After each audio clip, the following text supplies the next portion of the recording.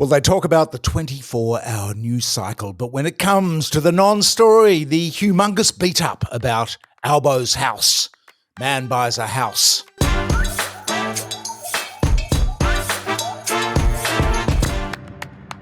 Well, it's 120 hours and counting, and it's still going to linger on. Of course, part of the scam, we've done this, so it's not even a contender. We did it in the last video. But the scam is that Albo's disclosed 3 or 4 properties on his pecuniary interest register disclosures. Peter Dutton, of course, has trusts.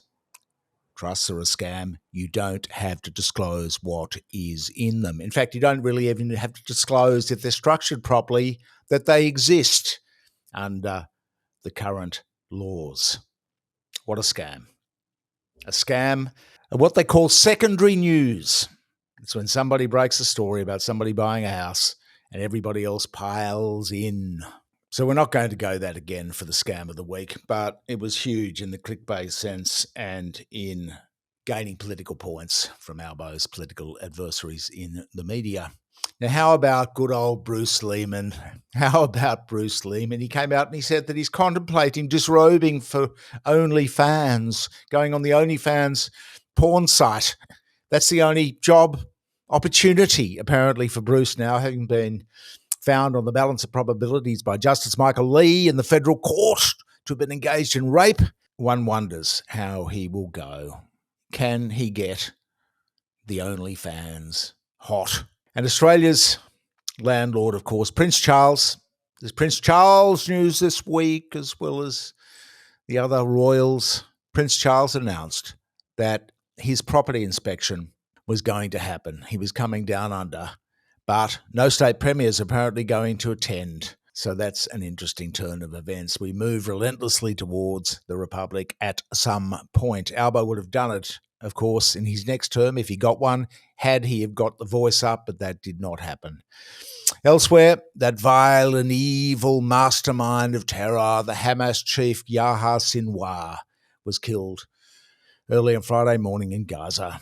And now that the Hamas leadership is entirely eliminated, they're dead, they've been killed by the US and Israel. Surely the US and Israel can now do a hostage deal and wrap up, as Hamas wanted to many months ago, and wrap up their campaign in Gaza, Lebanon, Syria, Iran, and Iraq. Maybe they can strive for peace in the region. But now Netanyahu says, no, we have more terrorists to go after. We have to go after Sinwar's brother. And talking about war, the whistleblower, the Afghan war crimes whistleblower, David McBride, has, and this is great news, has had his leave for appeal to the High Court granted. So he only has to wait in jail for another 4 months to be able to get his say on appeal in the High Court. Meanwhile, all those who actually committed the war crimes have not been prosecuted and remain at large. Such is justice in Australia. Another week went by without our fearless opposition leader, Peter Dutton, disclosing any detail of his nuclear energy signature policy. This, when battery storage numbers are going through the roof. And the International Energy Agency, the IEA, came out and just reported that over the last 5 years in Australia, Australia has led the world in growth in renewable energy generation globally. That's obviously a per capita number because China has been astonishing there in the transition, but just shows that the actual facts show that we are moving along. We are getting along with the transition. And just bear in mind here that the experts, that the nuclear thing is just a scam, never going to happen. And the experts themselves don't reckon we need nuclear. AEMO, the energy market operator, who do the deepest dive into this stuff, they reckon we don't need it either. But the coalition and Sky News is sticking to its knitting on nuclear as an election ruse. And our friends at The Shovel, one of the country's most reliable news organisations, as they put it at The Shovel, Albo's house purchase provided Peter Dutton with the opportunity to name a new site for one of his fabled nuclear energy plants. Yes, the northern headland of Copacabana Beach on the Central Coast, just behind Chateau Albo. The PM, said The Shovel, has apologised to the electorate, saying that he misheard the government's policy to build 4 million new homes. He thought they said buy 4 million. He thought they said buy a $4 million new home. Elsewhere, in the world of business, the big glamorous corporate collapse du jour is the fall of the pub and hotel empire of KPMG rainmaker John Adjamus. The first creditors report came out, and as they do, they discovered a little bit of what appears to be possible alleged preferential payments, 9 million drifting out of this company to other interests before the thing went belly up. Now, John won't have to worry as he can afford lawyers, and Australia's highly ethical and uber-regulated insolvency sector will see that justice is done. We're being ironic there for anyone that didn't pick it up, because insolvency is a pretty small game. It's a huge racket. There's more money in dead companies than in live ones when it comes to insolvency practitioners. Now, on that very issue of justice, it's the Queensland election coming up in a week. It's next weekend. It's what our correspondent Paul Savret, in a beautiful piece on the website, calls the baseball bat state, Queensland, because every few years the Queenslanders just get fed up and it's time for a change of government. It's been 10 years. Stephen Miles, the Labor guy, he didn't get enough time. He's been regarded as getting a hospital pass. He's doing his best with cash splashes all over the place. So while he keeps promising things like free school lunches and all sorts of goodies, like a $1,000 energy rebate, free kindergarten, how good's that? Past kindergarten myself, but it's good, no doubt, for those people with children of kindergarten age. Mr. Miles has also pledged to establish state-owned petrol stations, pledged to cap fuel price rises, and various things like free school lunches for all state school kids. I mean, it's pretty radical stuff when you think about it. It's very progressive stuff, very big government. So there is a huge difference, more so than at the federal level, in the policies between the Queensland opposition, the Liberal LNP opposition, and the Labor Party. But it looks as though if the exit polls are any guide, that Stephen Miles and Labor will get bundled out at the election next Saturday. The opposition leader, David Crisafulli, is pursuing the small target election approach, as Paul Savret notes.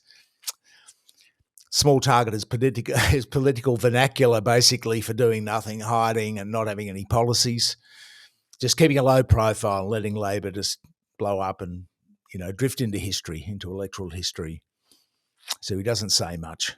Although abortion, incredibly, thanks to the Qatar Party, all those old white men telling women what to do with their bodies, because abortion has actually become an issue. So he's not saying much on that, of course. Very sensitive issue there for David. So they're going to take the baseball bat, if the polls are any guide, to the Labor Party, which means that for the first time in a while, it won't be wall-to-wall red across Australia. From coast to coast, federal and state governments are all Labor.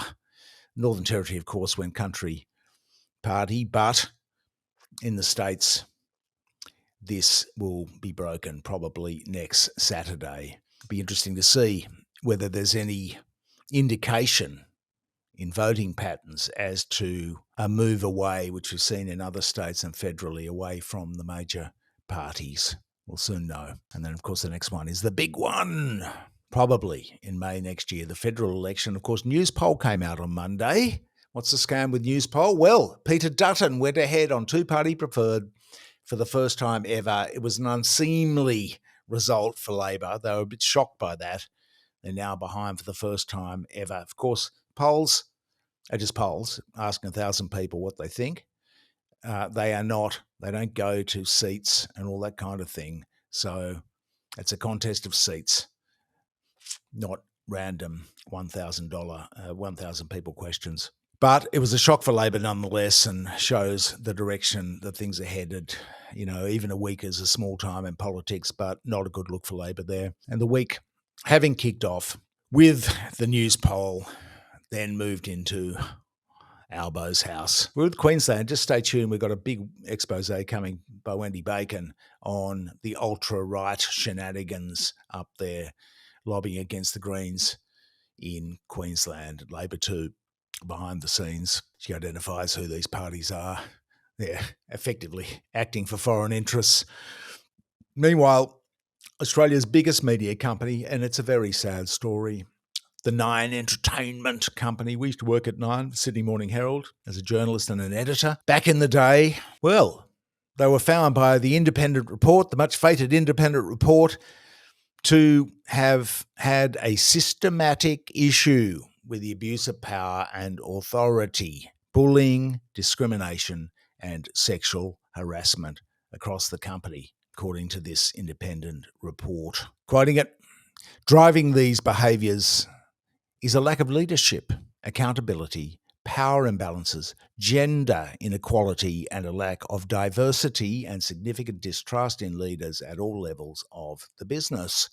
Sounds like the way a lot of institutions and governments are going really in this age. The people inside the institutions, the silos, and the people outside, the bifurcation. Anyway, that's not a good look for Nine Entertainment, but imagine if they did an independent report on the other member of the media duopoly establishment in Australia, on News Corporation. Imagine what they would find there. When I was a cadet journalist, they told me when I went for a cadetship at News that, no, you're the wrong gender, mate. We prefer young, attractive women. So, you know, in media companies, there has been an entrenched problem. I mean, look at the Seven network, which is kind of ironic because here they are, the public messengers about morality and proper things, governance and all that kind of stuff between politics and the people. And here they are, just shoddy in themselves. What a scam. But News Corp would definitely have Nine and I've worked for many years for both of them. They would make Nine Entertainment look like spring chickens if there was an independent report there. But what could beat Bruce Lehrmann lamenting this week?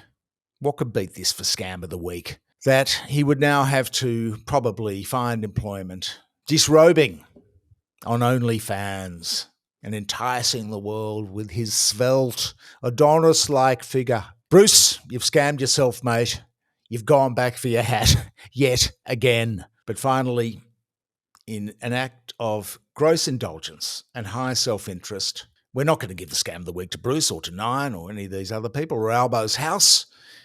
It's going to go to lawyers, defamation lawyers, these marauding ambulance chasers, because we just got, and this is highly indulgent of the journalist to speak of his own affairs, but Michael West Media and the West Report just got our fourth legal threat for the year. It's a humdinger, this one, a 50-page rant with all sorts of ridiculous demands. These guys are out of control. We'll reveal what happened in due course. We're going to have to cover this stuff because free speech, when you can get overcooked, ridiculous efforts to drum up legal fees and to the actual potential plaintiff in this thing wouldn't even be funding it. He doesn't have any means. So somebody else is behind it. So we're going to have a good look into that in due course. But bearing in mind that we've got the disinformation and misinformation bill upon us as well, and the discussion over that, the government that is deciding what is appropriate for us to read and what is appropriate for us to think, freedom of speech in Australia, it's chimera. It is a scam. That is the scam of the week, freedom of speech. How can you have freedom of speech when people can threaten to take away your home for exercising your freedom of speech? Thank you for all your support. It's fantastic. Really appreciate it. We'll keep on kicking on. Please like, share, and comment in the section below.